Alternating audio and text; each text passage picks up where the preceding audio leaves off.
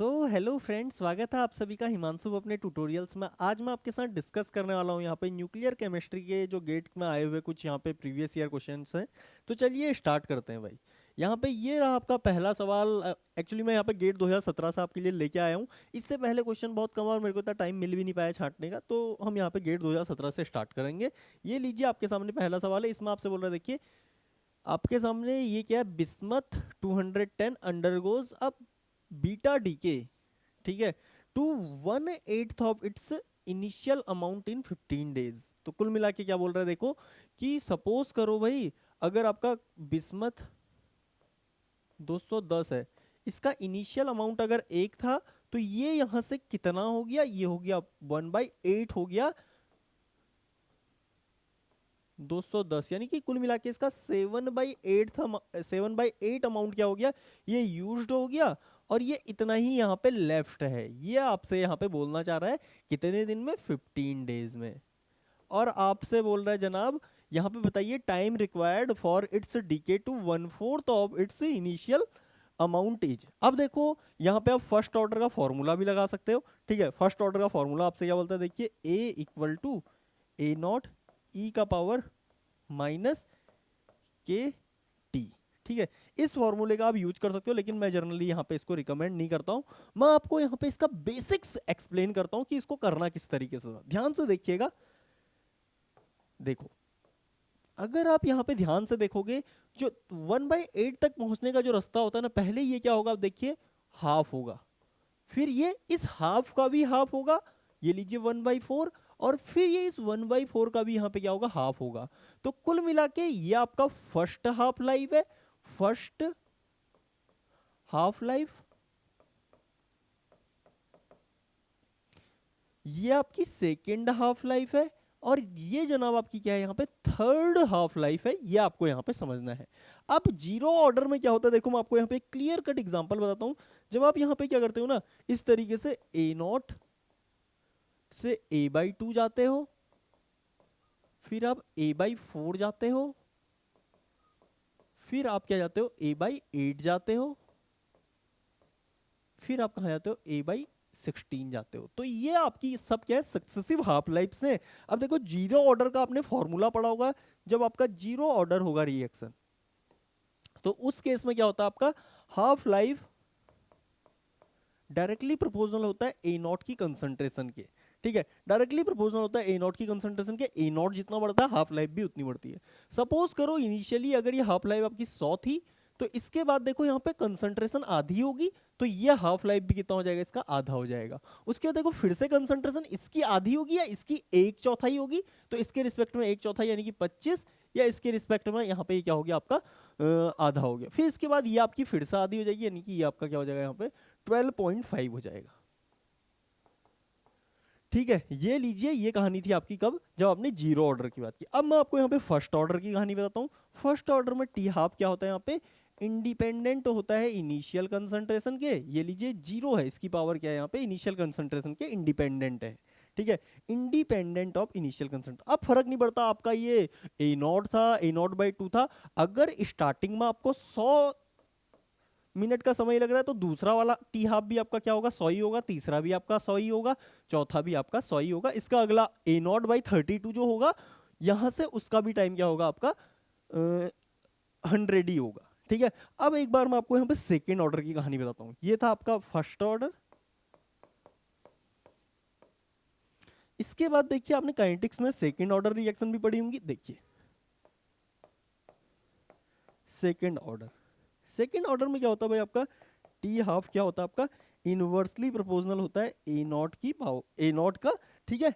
तो यहां पे आप क्या बोलोगे कि अगर ये स्टार्टिंग में आपका 100 था, पहला हाफ लाइफ, अब देखो जैसी कंसंट्रेशन कम होगी तो हाफ लाइफ आपकी बढ़ेगी, तो ये यहां पे क्या हो जाएगा, इसका दुगना हो जाएगा। फिर इसके बाद देखिए अगला फिर से इसका दुगना हो जाएगा, फिर अगला देखो इसका फिर से दुगना हो जाएगा।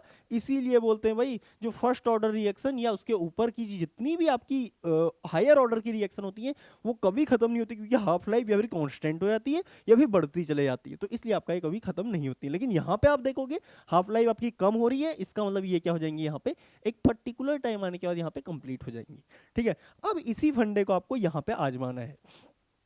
आपसे क्या बोल रहा है, कि जनाब यहाँ से यहाँ जाने का टाइम कितना दिया है आपको। देखो ये बोल रहा है बिस्मत क्या है, बीटा डीके जा रहा है, बीटा डीके से हमें क्या मतलब, हमें यहाँ पे मतलब है रेडियो एक्टिव डीके हो रहा है, इसका फर्स्ट ऑर्डर काइनेटिक्स को फॉलो कर रहा है, ठीक है।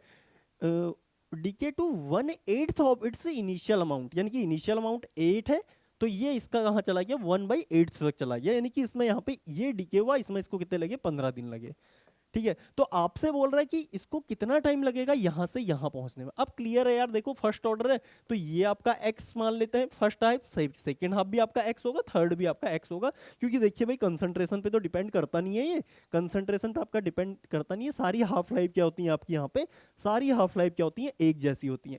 आप यहाँ पे A0 से A0/2 जाओ, फिर यहाँ से आप A0/4 आओ, फिर आप यहाँ पे से A0/8 आओ, आप यहाँ से A0/16 जाओ, A0 आप यहाँ से 32 जाओ, ठीक है। ये भी आपका क्या होगा 100 ही होगा, ठीक है। तो बस हमने इसी फंडे का यहाँ पे यूज कर लिया। अब आपसे बोल रहे देखो यहाँ पे 3x x plus x plus x, इसकी वैल्यू आपको कितनी दे दी यहाँ पे 15 दे दी है।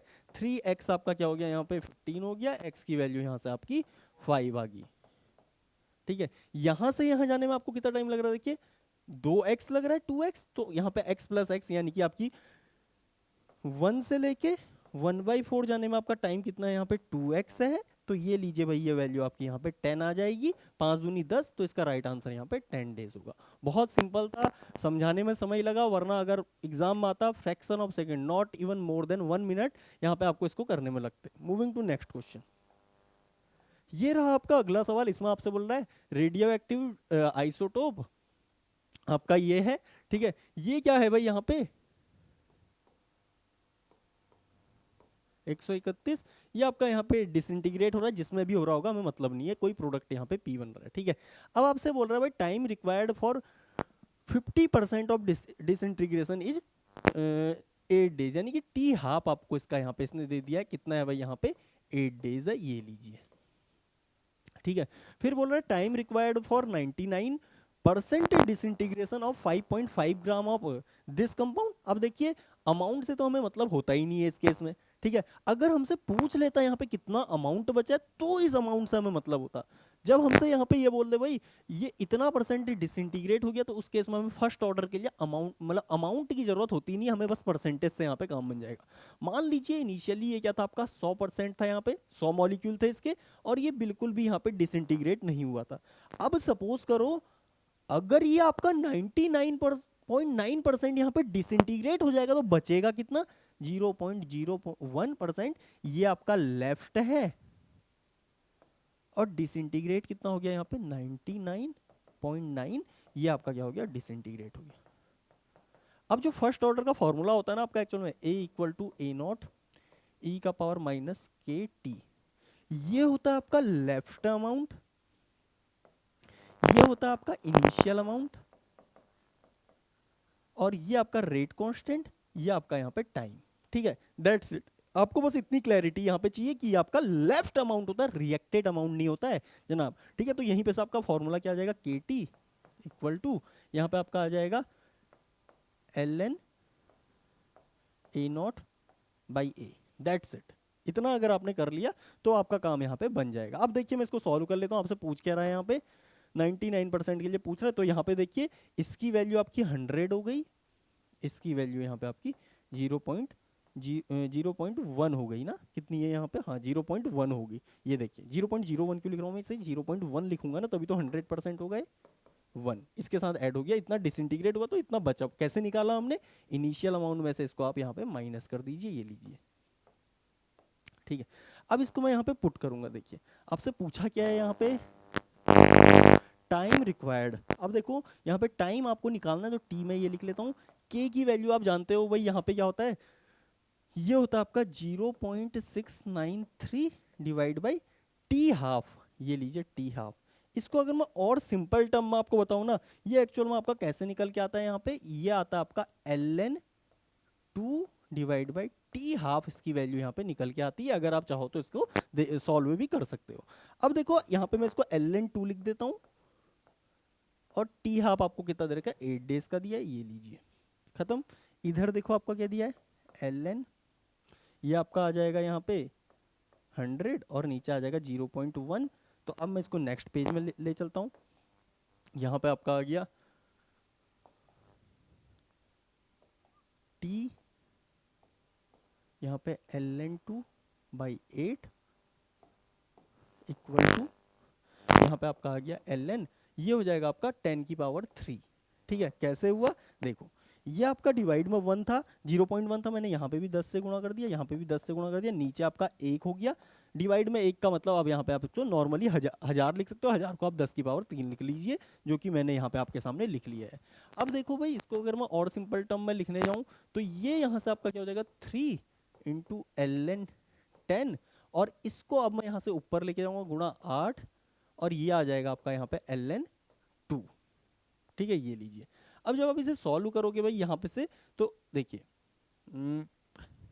8 तियां 24 गुणा ये हो जाएगा आपका, अब इसको सॉल्व कर लो आप। ln2 की वैल्यू तो आपकी क्या होती है 2.303, और ln इसकी वैल्यू कितनी है आपकी 0.693 है। ठीक है, ये लीजिए। अब इसको हम यहाँ पे सॉल्व कर लेते हैं। एक बार कैलकुलेटर ले लेता हूँ अपना। 24 इंटू 2.303, ये लीजिए, और इसको डिवाइड कर दिया मैंने 0.693, ये आ गया आपका 79.75।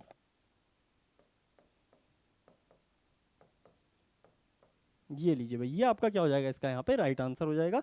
कुल मिला के आपसे डेज पूछे थे तो 79.7 डेज यहाँ पे क्या हो जाएगा, इसका राइट आंसर हो जाएगा। Now moving to next question. ये रहा आपका अगला सवाल। इसमें आपसे बोल रहा है total number of alpha and beta particle emitted in the following radioactive decay. अब देखो भाई, एक चीज का आपको ध्यान देना है। ठीक है, सबसे पहली बात तो यहाँ पे अल्फा पार्टिकल का आपको यहाँ पे पता होना चाहिए कि इसमें प्रोटॉन कितने होते हैं और इसका मास नंबर कितना होता है, न्यूट्रॉन प्लस प्रोटॉन। ठीक है, इसके बाद देखिए बीटा पार्टिकल की बात करें तो बीटा पार्टिकल का मास तो आपका 0 होता है, लेकिन इसमें चार्ज क्या होता है आपका -1 होता है। तो ये कुछ बेसिक चीजें जो होती ना, इसी तरीके से न्यूट्रॉन क्या होता है आपका, न्यूट्रॉन का मास तो आपका 1 होता है, चार्ज 0 होता है। तो ये बेसिक बेसिक चीजें आपको यहाँ पे पता होनी चाहिए। जैसे अल्फा पार्टिकल का चार्ज 2 होता है, मास नंबर 4 होता है। ठीक है, तो ये लीजिए हीलियम एटम बोलते हैं ना, इसे फुल्ली आयनाइज्ड हीलियम एटम बोलते हैं। तो यहाँ पे इसका मास नंबर 2 हो गया ना, सॉरी मास नंबर 4 हो गया, और चार्ज क्या हो गया इस पे 2 का हो गया। तो ये बेसिक चीज आपको यहाँ पे क्लियर होनी चाहिए। अगर एक बार आपको ये पता चल गया ना, तो हमेशा ध्यान रखना 2 लॉज होते हैं आपके। एक होता है law of conservation of mass, मैं यहाँ पे सीधे law of conservation of mass, और दूसरा है आपका law of conservation of charge. 2 law अगर आपने यहाँ पे लगा दिया, आपका काम बन जाएगा। देखिए, जब भी आपका कोई भी एटम डिसइंटीग्रेट होगा 238, ठीक है, ये यहाँ पे किसमें लेड 82 और 210। सपोज करो भाई यहाँ पे आपके x अल्फा पार्टिकल निकले। आपको पता है अल्फा पार्टिकल का चार्ज यहाँ पे है 2 और मास नंबर इसका 4। और सपोज करो यहाँ पे आपके y क्या निकले, बीटा पार्टिकल निकले। बीटा का आपका यहाँ पे चार्ज है -1 और मास है यहाँ पे 0। अब देखिए यहाँ पे मास यहाँ पे 238 है, तो राइट साइड का मास भी आपका क्या होना चाहिए 238 210 plus 4x plus y into 0, यानी कि ये 0 हो गया। ठीक है, और दूसरी इक्वेशन आपकी चार्ज से निकल के आएगी। देखो चार्ज आपका 92 है इधर, इक्वल टू 82। ठीक है, यहाँ पे आपका प्लस 2x माइनस y हो जाएगा। ये लीजिए -y इन दोनों का इंटू। ठीक है, आई थिंक ये दोनों इक्वेशन आपको समझ में आएंगी। ये इधर आएगा तो आपका हो जाएगा 28 इक्वल टू 4x। x की वैल्यू यहाँ से आ गई आपकी 28/4 यानी कि 7। यहाँ पे आपके 7 क्या है, आपके अल्फा पार्टिकल एमिट हुए इस रिएक्शन में। अब देखो यहाँ पे आप जब इसे देखोगे ये हो जाएगा 10 equal to 2x minus y. x की वैल्यू आपको कितनी दे रखी है, 7 दे रखी है, तो ये हो गया आपका 2 इंटू 7 माइनस वाई, ये हो गया आपका 14। इसको आप इधर भेजोगे y इक्वल टू 14 माइनस 10 यानी कि 4। तो आपके यहाँ पे अल्फा पार्टिकल कितने आए 7 और बीटा पार्टिकल आए आपके यहाँ पे 4। तो टोटल ये नंबर हो जाएगा आपका 11। ये लीजिए, अगर इंडिविजुअली पूछता तो आप बोलते हैं अल्फा आपके 7 है, बीटा आपके 4 है। आई होप आपको पूरा प्रोसेस यहाँ पे समझ में आया होगा। Moving to next question. अब इस क्वेश्चन में आपसे बोल रहा है, देखिए यहाँ पे given the initial weight of 1 mg of radio active compound, ये कोबाल्ट का कंपाउंड आपको दिया है, द अमाउंट डिसइंटीग्रेटेड, ये देखिए यहाँ पे इसने पूछ लिया है कि कितना अमाउंट आपका डिसइंटीग्रेटेड हुआ है, यानी कि कितना अमाउंट यहाँ पे आपका रिएक्ट कर गया है। 1 सेकेंड,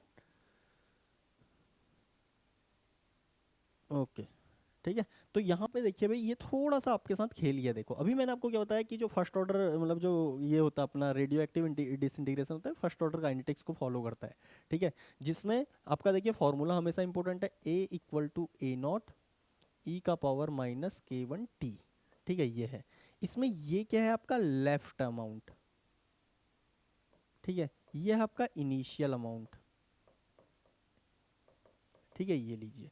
अब देखो अगर यहाँ पे इसने क्या पूछा हमसे, डिसइंटीग्रेटेड, कितना अमाउंट आपका डिसइंटीग्रेट हो गया, यानी कि कितना रिएक्ट कर गया है। रिएक्ट कैसे निकालोगे, इनिशियल माइनस जितना बचा है, ठीक है। सपोज करो भाई इनिशियली कोई कंपाउंड 100 था, ठीक है, अब उसके सिर्फ 10 मॉलिक्यूल आपके पास लेफ्ट हैं, तो अब निकालोगे कैसे, रिएक्ट कितने किए, जो 90 मॉलिक्यूल रिएक्ट किए वो आप कैसे निकालोगे, इनिशियल माइनस जो रिएक्टेड है, ठीक है। तो ये यहाँ पे आपको क्या, इनिशियल माइनस जो लेफ्ट है आपका, उनका डिफरेंस आपका क्या होगा, यहाँ पे रिएक्टेड अमाउंट होंगे। तो यहाँ पे रिएक्टेड की जगह डिसइंटीग्रेटेड पूछ लिया कि कितने आपके न्यूक्लियाई टूट गए, कितनों ने यहाँ पे रिएक्शन शो किए, न्यूक्लियर रिएक्शन, तो वो यहाँ पे आपसे पूछ रहा है। तो ये चीज़ अब यहाँ पे हम निकालेंगे। देखिए यहाँ पे आपको इनिशियल अमाउंट भी दे रखा है, देखिए 1 mg, तो इसके रिस्पेक्ट में बहुत आसानी से निकाल लेंगे। देखिए सबसे पहले हम यहाँ पे निकालेंगे, देखो ए नॉट हमें यहाँ पे ऑलरेडी दिया है 1 mg, ठीक है। अब हमें निकालना क्या है, यहाँ पे ए निकालना है। ए एक बार हम निकाल लेंगे तो हमारा डिसइंटीग्रेटेड अमाउंट क्या हो जाएगा, ए माइनस ए नॉट माइनस ए। हमें एक्चुअल में यहाँ पे क्वेश्चन में ये चीज़ पूछी हुई है, अब आप यहाँ पे समझ गए होगे। सबसे पहले देखिए ए निकालने के लिए अब हम यहाँ पे फॉर्मूले क्या यूज कर लेते हैं, ए इक्वल टू 1 ई का पावर माइनस के, कितना है आपका 0.693 डिवाइड बाई 5.27 इंटू कितने साल में, 1 साल में कितना यहाँ पे रिएक्ट करेगा। तो इसको जल्दी से एक बार सॉल्व कर लेते हैं। मैं आपके सामने इसे लिख देता हूँ। ये क्या है भाई आपका e raise to power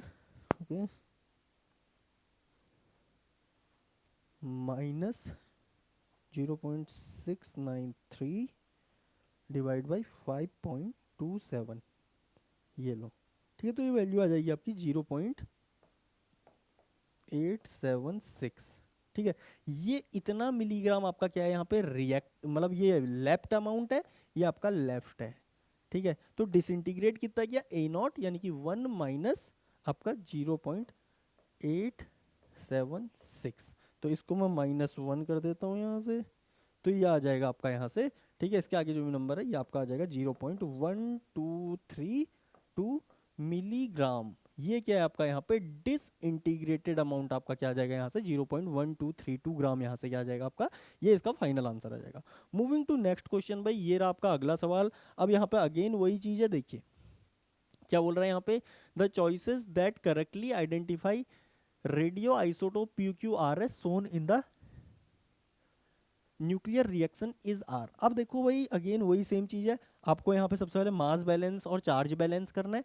alpha particle बोले तो 2 का पॉजिटिव और यहाँ पे 4 का इसका मास, ठीक है। न्यूट्रॉन बोले तो चार्ज 0 लेकिन मास 1 का, चार्ज 0 मास 1 का, चार्ज 0 मास 1 का, खत्म, ठीक है। अब देखो यहाँ पे जोड़ोगे तो P के ऊपर क्या आ जाएगा आपका, यहाँ पे 64 आ जाएगा और नीचे आ जाएगा आपका 30, ये लीजिए। यहाँ पे देखो Q पे क्या आ जाएगा, देखिए अब देखो एक मास अगर यहाँ पे ऑलरेडी है तो यहाँ से एक घट के ये क्या हो जाएगा 63 हो जाएगा, नीचे तो ये आपका क्या रहेगा 30 ही रहेगा। एक बार Q पे भी लिख लेते हैं, देखिए R पे क्या होगा आपका, R पे से यहाँ पे 2, देखिए ये 2 है, 2 न्यू, देखिए N के ऊपर भले ही एक मास है आपका, ठीक है, लेकिन यहाँ पे एक्चुअल में 2 आपके क्या निकले, न्यूट्रॉन निकले, तो यहाँ से 2 कम हो जाएगा, ये आपका 62 हो जाएगा, लेकिन नीचे तो आपका क्या रहेगा भैया, आपका 30 ही रहेगा। अब देखो यहाँ पे आपका अच्छा प्रोटॉन भी निकला है, प्रोटॉन का मतलब क्या होता है, एक पॉजिटिव चार्ज और एक मास नंबर, तो इसका मतलब अब ये नीचे यहाँ पे क्या हो जाएगा 29 हो जाएगा, ठीक है, जिससे कि आपका चार्ज बैलेंस हो जाए 29 + 1 30, इधर भी 30, और ऊपर क्या हो जाएगा आपका यहाँ पे देखिए 2 निकल गए, यानी कि अब ये हो गया आपका 62। तो अब देखो भाई यहाँ पे आपसे क्या बोल रहा है, पी क्या है आपका 6430, पी है आपका 6430, यस दिस इज करेक्ट। उसके बाद बोल रहा है क्यू आपका है 63 और 30, क्यू आपका क्या है, देखो 63 और 30 बिल्कुल सही है। फिर आपसे बोल रहा है सी में क्या बोल रहा है, आर आपका क्या है यहाँ पे, आर आपका 29, जबकि आर आपका क्या है भाई यहाँ पे 30 है, तो ये आपका गलत हो गया। और डी में आपसे क्या बोल रहा है यहाँ पे एस, एस आपका क्या है यहाँ पे 29 और 62, 29 और 62, D is also the right answer. I hope आपको ये भी यहाँ पे समझ में आया होगा। मूविंग टू नेक्स्ट क्वेश्चन, ये रहा भाई आपका अगला सवाल। अच्छा, ये बोल रहा है एन आर्कियोलॉजिकल स्पाइसीमेन कंटेनिंग, ये 2025 का आपका सवाल है। ठीक है, ये क्वेश्चन मैंने डिटेल्ड में यहाँ पे करा दिया ऑलरेडी काइनेटिक्स में, तो इसकी वीडियो मैं पिन कर दूंगा यहाँ पे, आप उसको जाके देख लेना। काइनेटिक्स में लास्ट में दिया हुआ है, तो आराम से आप इसे देखिएगा। आपका ज़्यादा समय मैं यहाँ पे व्यर्थ नहीं करूँगा। अगर आपको चीज़ें समझ में नहीं आती हैं तो आप कमेंट बॉक्स में लिखिएगा, मैं यहाँ पे सेपरेट सेपरेट क्वेश्चन भी यहाँ पे आपको करा सकता हूँ। एक स्टूडेंट ने मेरे को एक्चुअली फेज इक्विलिब्रियम का एक क्वेश्चन छूट गया था गेट 2024 का, वो मेरे को टेक्स्ट किया था, तो मैंने यहाँ पे आपके लिए वो भी पोस्ट कर दिया था। ठीक है, अगर कोई भी क्वेरी आती है तो comment box are always open, you can ask anything at any point of time, I am always with you. ठीक है, okay guys, I will see you in the next class, till then thank you, bye bye.